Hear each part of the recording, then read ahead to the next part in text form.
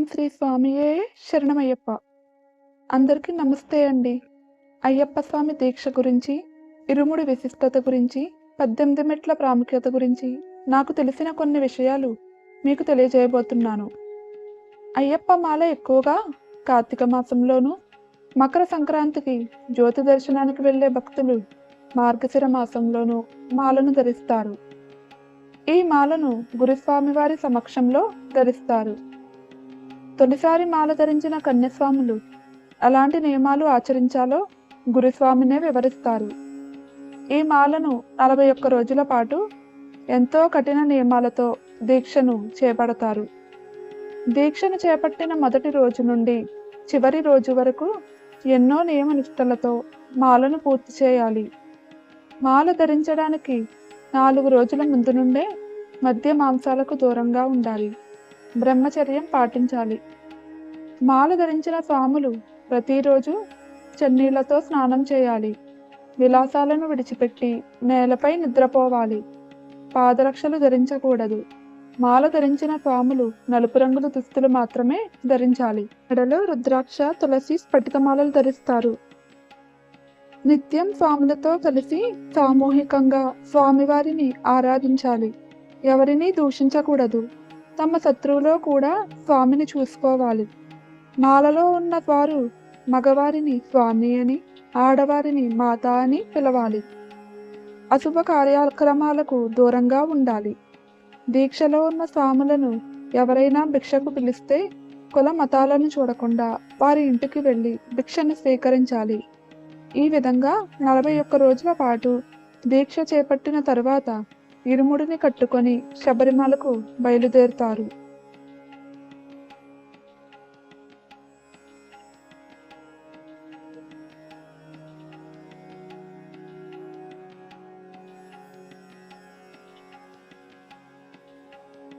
ఇరుముడి. స్వామి తీసుకెళ్లే ఇరుముడికి చాలా ప్రత్యేకత ఉంది. ఇరుముడి అంటే 2 ముడులు కలది. ఆ 2 భక్తి శ్రద్ధకు ప్రతీక. ఆ ఇరుముడిని ఓంకారం అనే తాడుతో ముడివేస్తారు. ఈ ఇరుముడిని గురుస్వాములతో కట్టించుకుంటారు. ముందు ముడిలో దేవుడికి సంబంధించిన సామగ్రి, వెనుక ముడిలో మార్గ మధ్యలో అవసరమైన సామగ్రి, మాలికా పురోత్తమకు పసుపు, కుంకుమ, జాకెట్ని ఉంచుతారు. ఇరుముడు కట్టే సమయానికి కొబ్బరికాయలు ఉన్న పీచు తొలగించి, కొబ్బరికాయలోని నీటిని తొలగించి దాన్ని ఆవు నేతితో నింపాలి.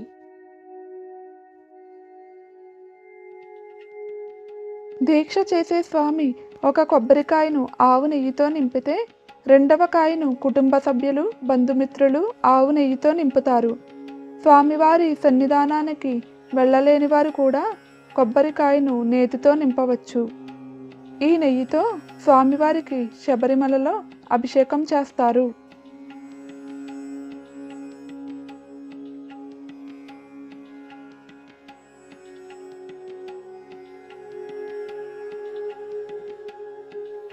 పద్దెనిమిది మెట్ల ప్రాముఖ్యత.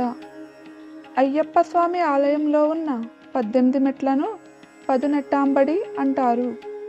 పదునెట్టాంబడికి 18 దేవతామూర్తులు ఉంటారు. ఈ 18 మెట్లకు చాలా ప్రాముఖ్యత ఉంది.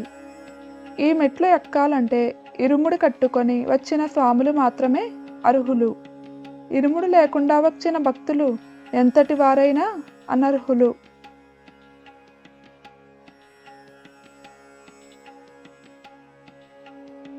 స్వామివారి సన్నిధానంలోని 18 మెట్లకు నమస్కరిస్తూ అయ్యప్ప స్వామిని భక్తులు దర్శించుకుంటారు. అలా దర్శనం చేసుకున్న వారికి కోర్కెలు తీరుతాయని భక్తుల నమ్మకం. ఈ 18 మెట్లకు చాలా విశిష్టత ఉంది. ఈ మెట్లను పంచలోహాలైన స్వర్ణం, వెండి, రాగి, ఇత్తడి, కంచుతో నిర్మించారు. అయ్యప్ప స్వామి 18 మెట్లు ఎక్కుతూ తన వద్ద ఉన్న అస్త్రాలను ఒక్కో మెట్టు వద్ద జార విడిచినట్టు చెబుతారు.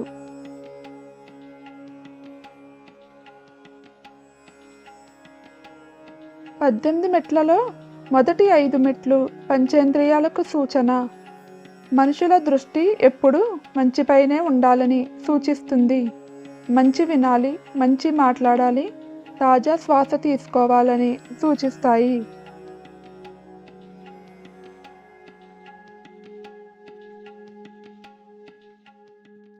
తరువాత 8 మెట్లు అష్టరాగాలకు సంకేతం.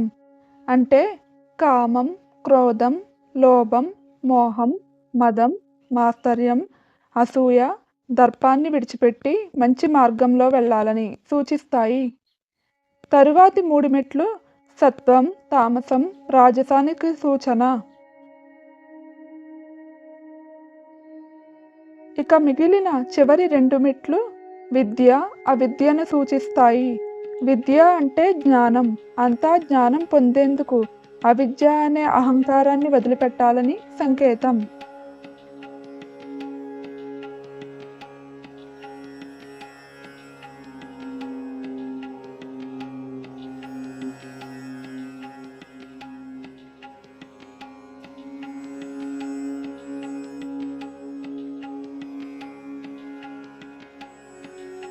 దీక్ష విరమించిన వెంటనే మళ్ళీ పాత అలవాట్లకు లోబడితే ఆ దీక్షాధారణకు అర్థం సార్థకం లేనట్టే.